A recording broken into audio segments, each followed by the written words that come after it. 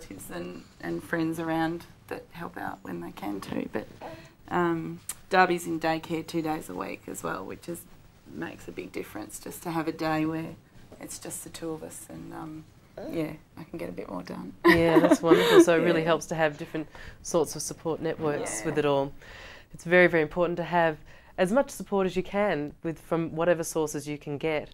Now, in terms of advice, I'm sure everyone's willing to give you lots of advice. What's your best advice for someone who's just come home with a newborn baby? I would probably say when the baby cries, don't take it personal. Like, babies cry, and that's what they do. And don't feel that, you know, you're failing as a mother or anything like that if, you know, your baby won't stop crying, because there's always, you know, there's always something wrong with them. So, yeah, that's what I would say. Yeah. And for you? Yeah, just sleep when you can, when the baby's sleeping. Whatever help people offer, take them up on it. Don't be afraid to ask either for some help. And just try to remember to enjoy them, because they are little for such a short time. And yeah, that's probably the main. If there was one bit of advice, just one piece of advice, what would it be? Like the best advice you've ever been given, whatever it is.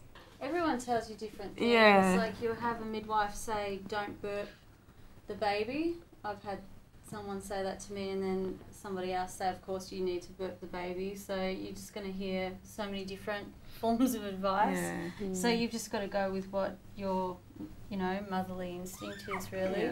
Yeah. Yeah. Yeah, that's probably the main thing.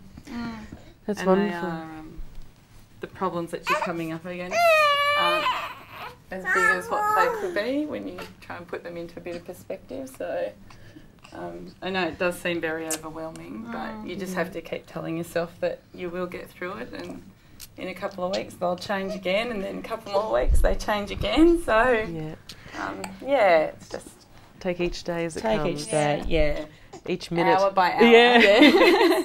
Very much so. Yeah. Well, thanks very much. Now, basically, it's best to sleep whenever baby sleeps, so don't worry if the housework isn't done. The most important thing is for you and your baby to get some sleep.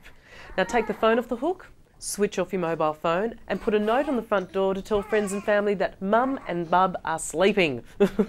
Most importantly, if friends or family offer to give you a hand with the housework or shopping, take it up. Don't feel like you're giving in or that you can't handle it yourself. Use all the supports you have. Any extra sleep or help, especially in the initial stages, is really going to make a difference. If you find that you're just not coping at all and feeling really down, it's possible you may have the baby blues or may be suffering from postnatal depression. Now, if this is the case, it's best to ask your health nurse, as there is help out there. Now, we'll be exploring postnatal depression in more detail in future episodes, so keep watching the show throughout the series for more helpful hints and advice. Come with